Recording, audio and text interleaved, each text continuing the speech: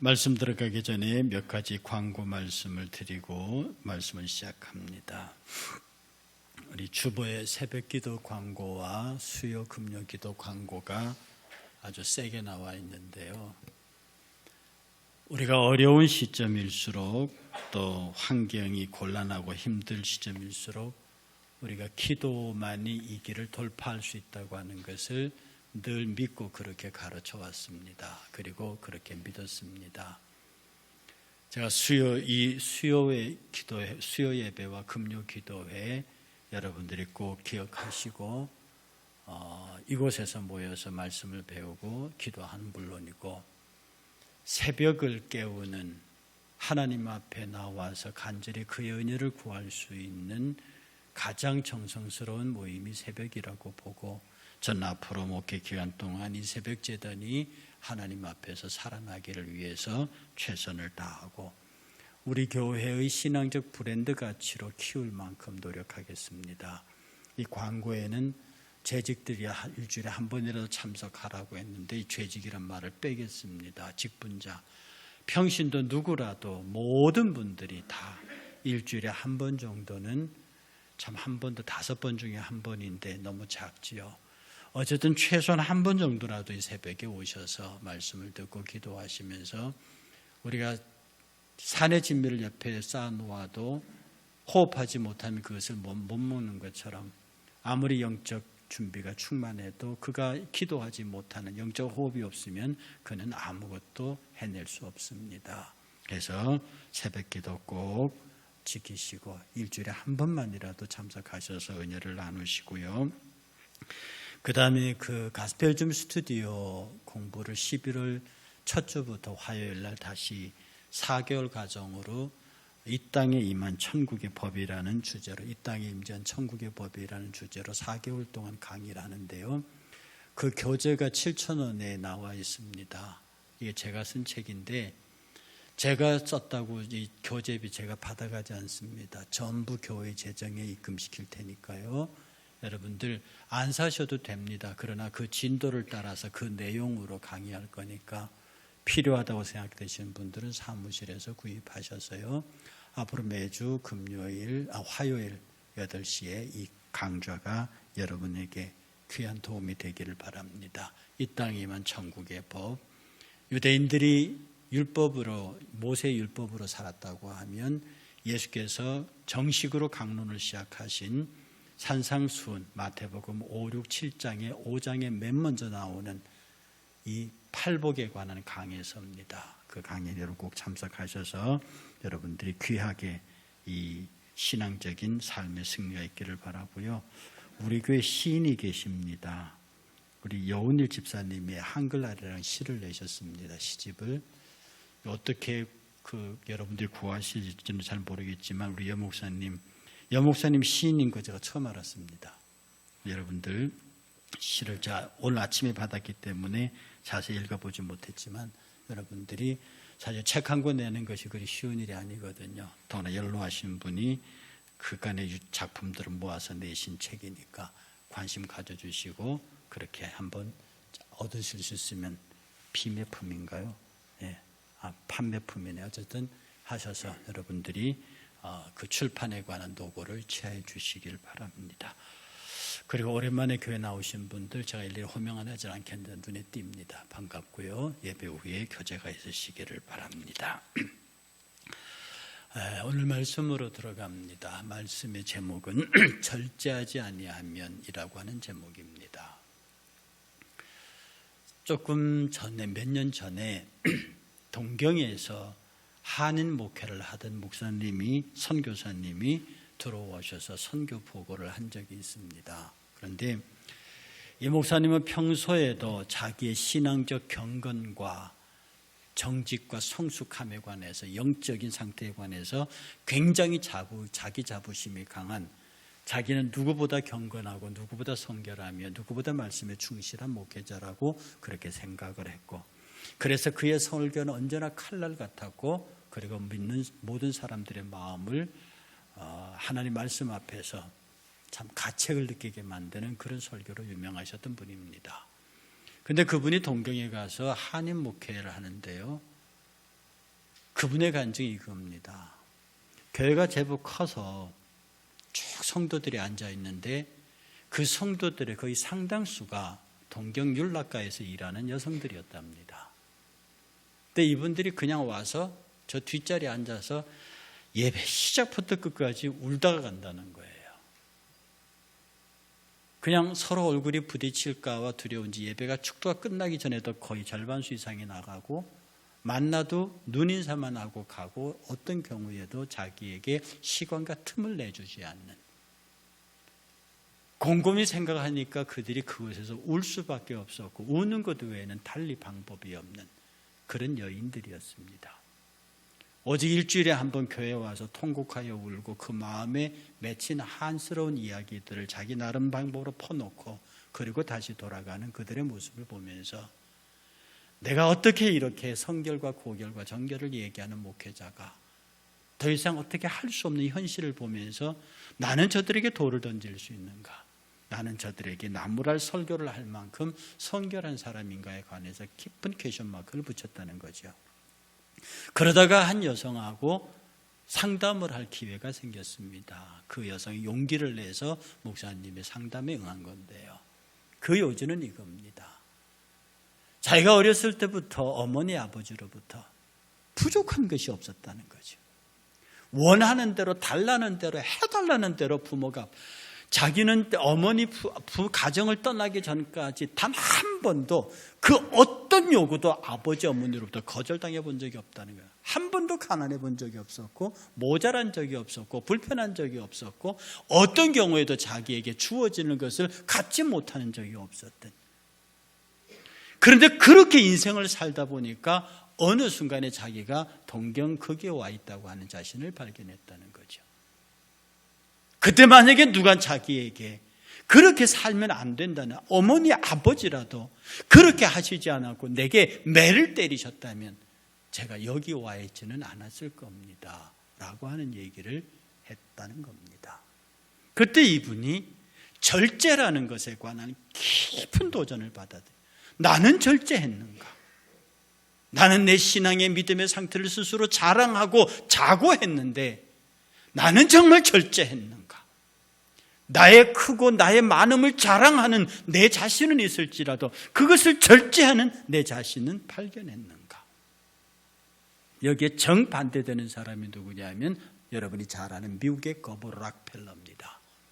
락펠러의 할아버지는요, 자식들에게 돈을 주면서도 11조와 이웃, 돈에 주는 돈의 10의 1조는 헌금을 하게 했고 그 10의 1조는 반드시 이웃을 돕게 만들었고 그리고 그 손주들에게 주는 가르침의 첫 번째가 절제였습니다. 스스로를 통제하라. 스스로를 절제하라. 오늘 본문으로 돌아오면 이 바울은 반복해도 말하지만 정말 대단한 사람입니다. 바울 자기 자랑 한번 보세요. 누가 나 앞에서 히브리인 유대인이라고 말하느냐? 어떤 놈이 나보다 더 나은 유대인이고 더 나은 히브리인이라 말할 수 있느냐? 따져볼까? 나는 8일 만에 할례를 받은 사람이야. 이것은 내가 태생적으로 선한 백성의 후손이야. 그리고 나는 이스라엘의 족속이다. 즉 야곱이 이스라엘을 된 그 위대한 축복의 후손에 들어와 있는 그 사람이고 베냐민 지파 사람이다. 이 귀족 지파라고 내가 몇 번 말씀드렸죠. 거기에서 사울 왕이 나오고 남북이 나눠줄 적에 남유다 한 지파에 붙어서 베냐민 지파가 유다 지파에 붙어서 남유다가 됩니다. 그 유다 지파에서 예수 그리스도가 오거든요. 나머지 10지파는 북이스라엘을 세워서도 그것은 그리스도의 계보가 되지를 못합니다. 그래서 자기는 유다 지파와 연결된 베냐민 귀족 지파라고 말합니다. 그리고 저는 히브리인 중에 히브리라는 거죠. 순수 혈통 유대인이라. 그렇게 많은 전쟁을 겪으면서 이방인들의 혼혈 정책에 의해서 유대인들의 피가 많이 섞였습니다. 그러나 우리 집 가문은 어떠한 피도 섞이지 않은 순수한 혈통이라는 겁니다. 굉장한 자랑거리죠. 율법으로는 바리새인이다. 율법을 지키기 위해서 로마의 압제를 피해서 다 버리고 광야로 도망가 버린 분리주의자들, 그게 바리새인인데 내가 바리새인이라고 말합니다. 나는 율법에 관하여서는 모든 걸 다 버리고 도망가 버린 바리새인 후손이라는 겁니다. 그리고 계속해서 말하기를 열심으로는 교회를 핍박하던 자다. 내가 얼마나 유대교에 특심했든지, 내가 유대교를 얼마나 열심히 섬겼든지, 내 연갑자들보다 더 열심히 교회를 핍박했다. 그 당시 교회는 유대 교회에서는 용납할 수 없는 종교였거든요. 그러니 이 예수와 예수를 따르는 무리를 핍박하는 것이 유대교의 열심으로는 최고였습니다. 그러니 그의 모든 것을 다해서 그는 힘있게 유대교 입장에 서서 예수교를 핍박했던 사람. 이게 그의 강력한 주장입니다. 그러니 내가 누가 나를 비겨서, 누가 나와 더불어서 나보다 더 나은 유대인이라고 말할 수 있느냐, 누가 나보다 더 위대한 사람이라고 말할 수 있느냐, 그리고 마지막에 나는 율법의 의론에 흠이 없는 자다. 이건요 함부로 할 수 있는 얘기 아닙니다. 율법을 어떻게 사람이 다 지킬 수 있습니까? 그런데 그는 말하기를 나는 율법에 대해 흠이 없다. 즉 율법 다 지켰다는 얘기입니다. 이렇게 말하는 사도 바울이 뭐라고 말하냐면 이 모든 것을 내가 다 버린다.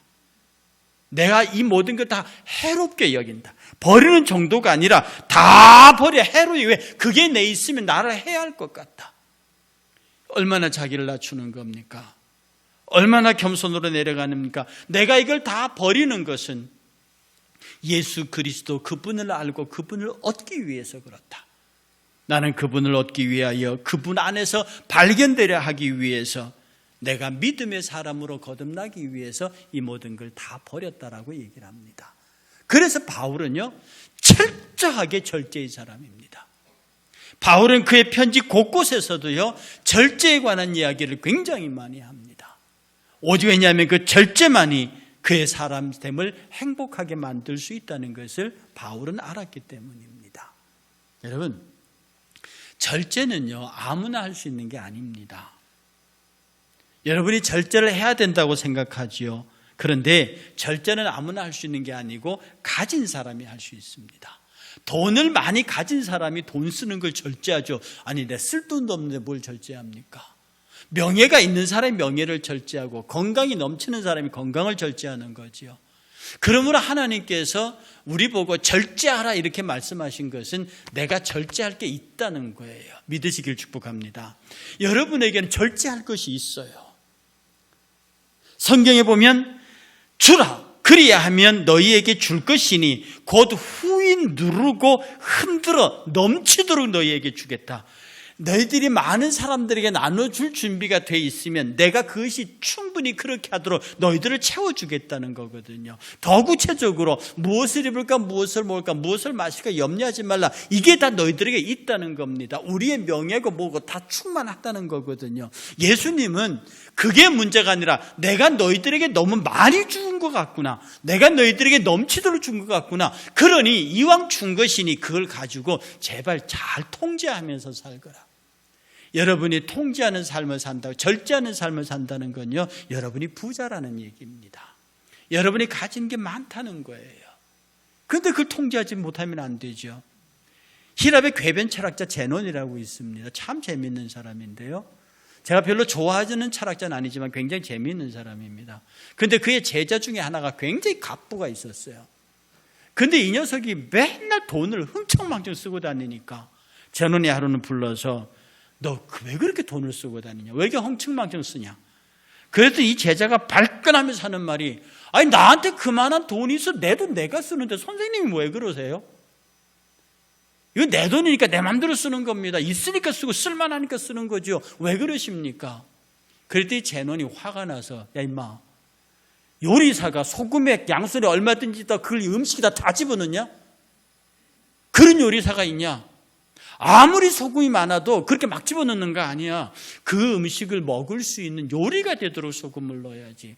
지금 너에게 많은 재물이 있다고 하는 것은 그 재물이라는 소금을 가지고 사람들을 맛있게 만들어야 되는 거지. 그게 철학자지. 네 것이다 다 집어넣으면 그냥 소금덩어리 음식에 막 집어넣는 거라고요. 여러분, 이 예가 참으로 우리들에게 적절한 겁니다. 여러분들의 건강을 주시고 여러분들의 물질을 주시고 자녀를 주시고 여러분을 풍성하게 하셨어요. 이것을 절제하는 것은요, 그 모든 사람들에게 그 절제로 말미암아 오는 즐거움, 기쁨, 여러분 누가 여러분 앞에 막 여러분 자랑하면 밉잖아요. 자기가 돈 있는 거 손주 손녀 자랑 뭐 과거 자랑 막 하면 들어주긴 들어주는데 밉잖아요. 근데 왜 여러분은 그렇게 하세요? 남이 하는 얘기 들으면 기분 나쁜데 어느 순간에 내가 그 얘기를 하고 있더란 말입니다. 그런데 누구의 이야기를 들어도 그 얘기를 들으면 기분 좋은 게 있습니다. 절제된 사람이요. 그래서 이 절제는 말입니다. 우리 중심, 우리 삶의 머릿속에서 여러분은 항상 절제해야 된다. 절제해야 된다는 생각을 여러분이 마음속에 머릿속에 가지시면 여러분은 행복한 사람입니다. 그래서 괴테는 뭐라고 그랬냐면 진정한 행복은 절제에서 솟아난다고 그랬어요. 절제할 수 있는 사람만이 행복을 느낄 수 있습니다. 그래서 절제는 억제 누르는 게 아니고요. 선한 양심으로 일을 하는 겁니다. 절제는 억지로 누르는 게 아니고요. 축복의 계단을 올라가는 겁니다. 절제가 참는 건 아니에요. 막 억지로 누르고 그런 게 아니라 절제는 이 주변의 모든 것들이 합력하여 하나님의 뜻을 이루도록 적절하게 분배하는 기술이에요. 저와 여러분들에게서 이 기술이 있어야 한다는 거죠. 정상을 차지하는 사람들은 전부 다 절제의 사람들입니다. 내가 우리 교회 황광이 볼 때마다 마음이 아파요. 저 살이 좀 토실토실 쪘으면 좋겠는데, 그렇게 좀 보기 좋았으면 좋겠는데, 딱 저렇게 돼야 TV에 나가 화면이 딱 봤는데요. 광희만 그런 게 아니에요. 여러분이 알고 있는 유명한 아이들은 참 불쌍할 정도로 식단을 조절합니다. 그들이 그렇게 했기 때문에 팬을 거느리고 있는 거예요. 운동선수가 그렇게 참아냈기 때문에 자기의 체중을 유지하고 자기의 기록을 유지하는 거예요. 정치인들이 말과 행동에 절제했기 때문에 지금의 저 지위를 가지고 있는 거예요. 우리 주변의 정치들 말 함부로 하고 함부로 하는 사람들 그 정치적인 생명이 길지 못한 이유도 거기 있습니다. 하물며 우리 믿음의 생활이겠습니까? 신앙의 연조가 오래되고 직분이 있는 사람일수록 그들은 점점 더 절제하면서 많은 사람들에게 기쁨을 주어야 합니다. 고린도서 9장은 이렇게 말합니다. 이기기를 다투는 자마다 모든 일에 절제하나니. 운동선수들이요. 하물며 성도들이겠습니까? 그들은 썩은 면류관을 얻고자, 운동선수들은 썩은 금메달을 얻고자 하겠지만 우리는 썩지 아니할 것을 얻고자 하기 위해서 절제합니다. 그래 여러분, 말과 행동과 씀과 모든 것에서 여러분의 머릿속에 절제가 컨트롤될 수 있도록 이 머리가 하나님의 생각, 그래서 저는 이 비유가 적절한지 모르겠지만 예수께서 가시면류관을 쓰신 이유가 이 머리가 좀 절제받으라고 쓰신 것 같아요.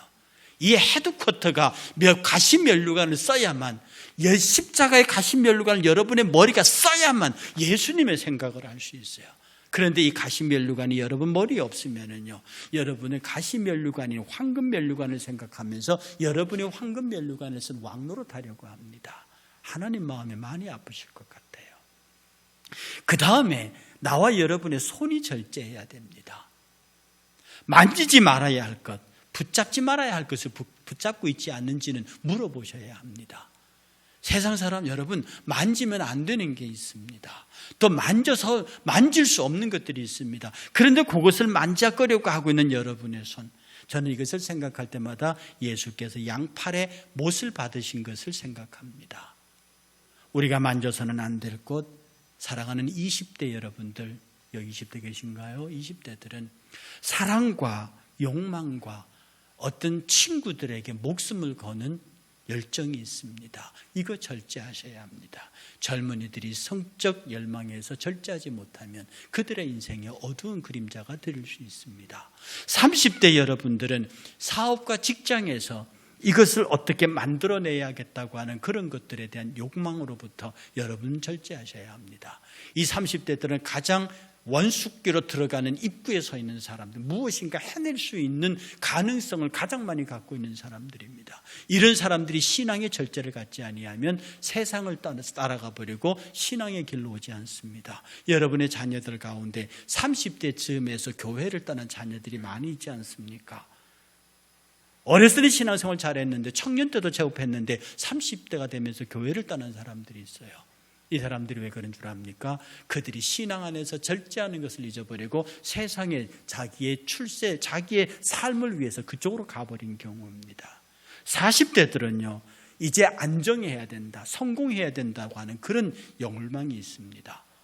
이제 40대 중반기에 들어가면서 내가 여기서 안정되지 못하면 내 가정에 위협이 올 수 있다라고 하는 그런 느낌은 모두가 갖습니다.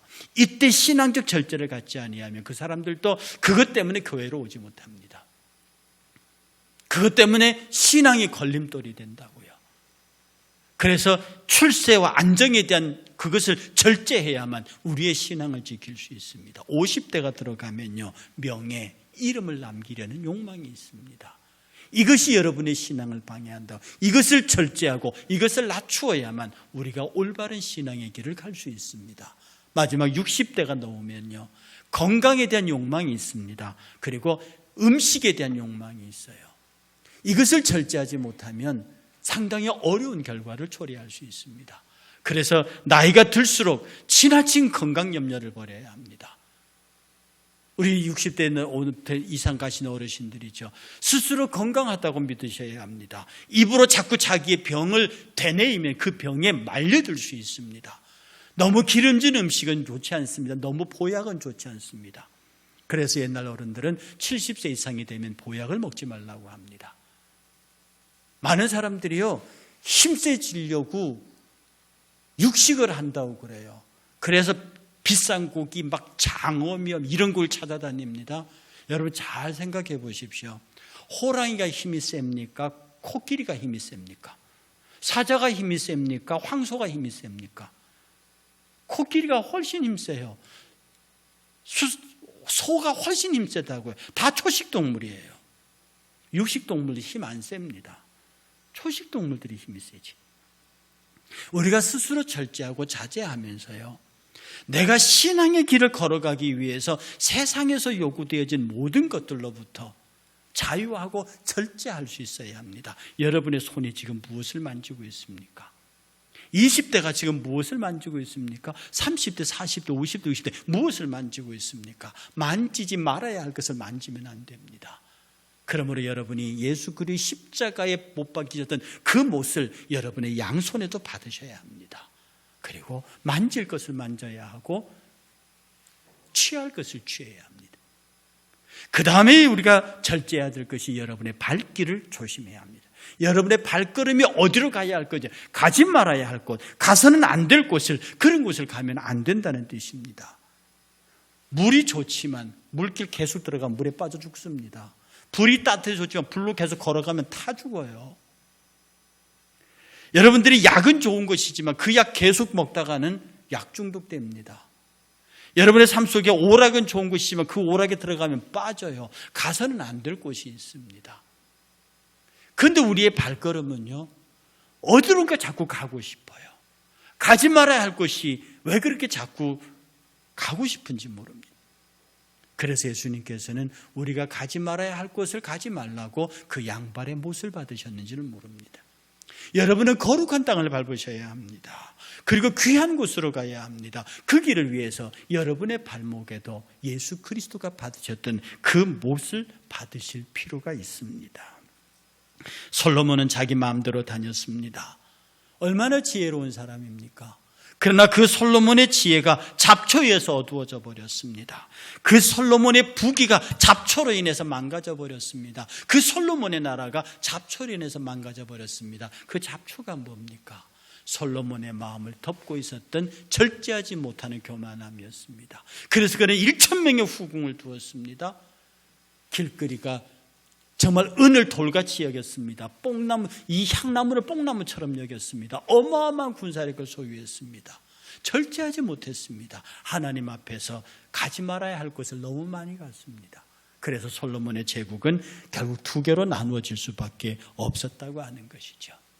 그리고 우리가 절제의 마지막으로 우리의 마음, 우리의 가슴 속에 차 있는 것들을 절제해야 합니다. 예수님은 우리로 하여금 절제하라고 로마 군병의 창을 맞으셨습니다. 가슴에. 그래서 물과 피를 다 쏟아내셨지요. 정말 여러분들은 말입니다, 가슴 속에 무엇을 담겨 있는지, 여러분의 마음이 지나치면, 여러분의 마음속에 가지고 있는 것들이 지나치게 되면 그것이 엄청난 허물로 드러납니다. 육체의 휴식이 지나치면 게으름이 됩니다. 여러분의 침묵이 지나치면 대화의 단절을 가져옵니다. 능력이 지나치면 탐심과 욕심 생기고요. 지나친 소유욕은 여러분 스스로의 어깃 밸런스를 가져옵니다. 음식을 지나치게 즐기면 탐식이 됩니다. 자신을 돌보는 것이 지나치면 이기주의가 됩니다. 신중함이 지나치면 불신이 됩니다. 긍정적인 태도가 지나치면 무감각이 됩니다. 사랑이 지나치면 과잉보호가 됩니다. 민감한 양심이 지나치면 거짓된 완전주의가 됩니다.